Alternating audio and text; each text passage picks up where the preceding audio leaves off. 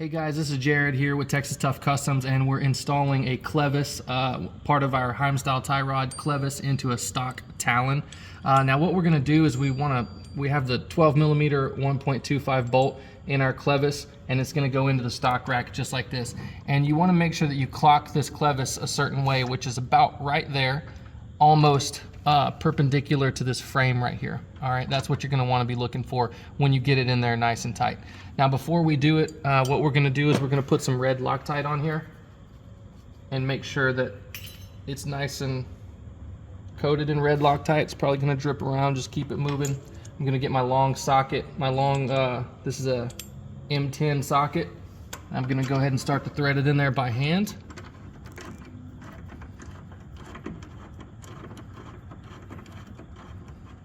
Once it's snug, I'm going to pull back. I'm going to put this in. I got a red 1/2 inch Milwaukee that I use. I keep it on 2, no tighter than 2. And I'm going to grab the clevis with a pair of channel locks so that the clevis doesn't move. And once again, we want to clock it to where it's more or less perpendicular. The two ears are perpendicular to that frame there.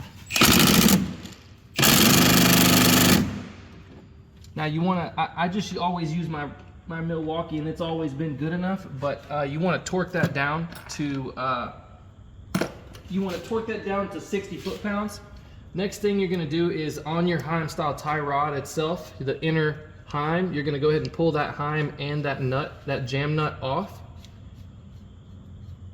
And the reason that we clock this clevis right here is because when you start turning, if it's straight up and down, then what'll happen is the Heim will bind up in the clevis ears when you start turning, and we don't want that to happen.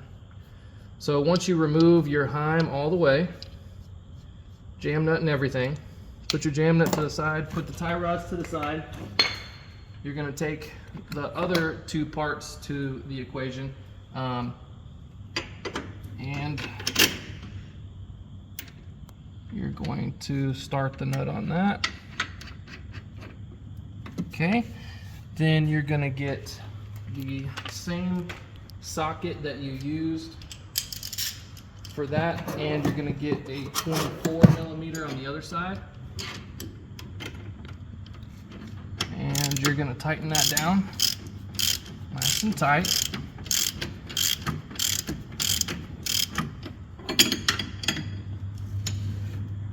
Alright, tighten that down. Put that stuff to the side. Then you're going to take your stock boot and you're going to push it right over this. Okay?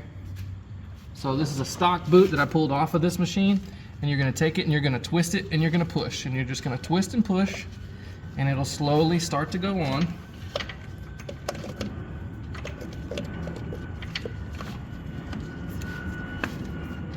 You're going to push it all the way up, and it's going to click onto the little groove up in the top there, and that's what you're going to be looking for there. Then you're going to take your jam nut that we just took off. You're going to screw your jam nut on. This is all per the instructions as well. All this is in the PDF instructions, but you're going to screw the jam nut all the way on, and you're going to measure it. You're going to screw the jam nut on until you get about 3/4 of an inch of thread sticking out. And I use a little machinist ruler to double check that. You can use a ruler or a tape measure, whatever you want, but the more precise you get it, the better. So you just keep screwing this jam nut on until you get right at 0.75, 3/4 of an inch sticking out. And then all you have to do is take your tie rod bar and you'll screw that all the way on. I'm gonna wait for now because I'm gonna put the arms on and all that stuff and do this last, but all you gotta do from there is screw your tie rod in, and then lastly you'll adjust the Heim joint and make sure everything's all good from there. Yeah, that's it. Thanks guys.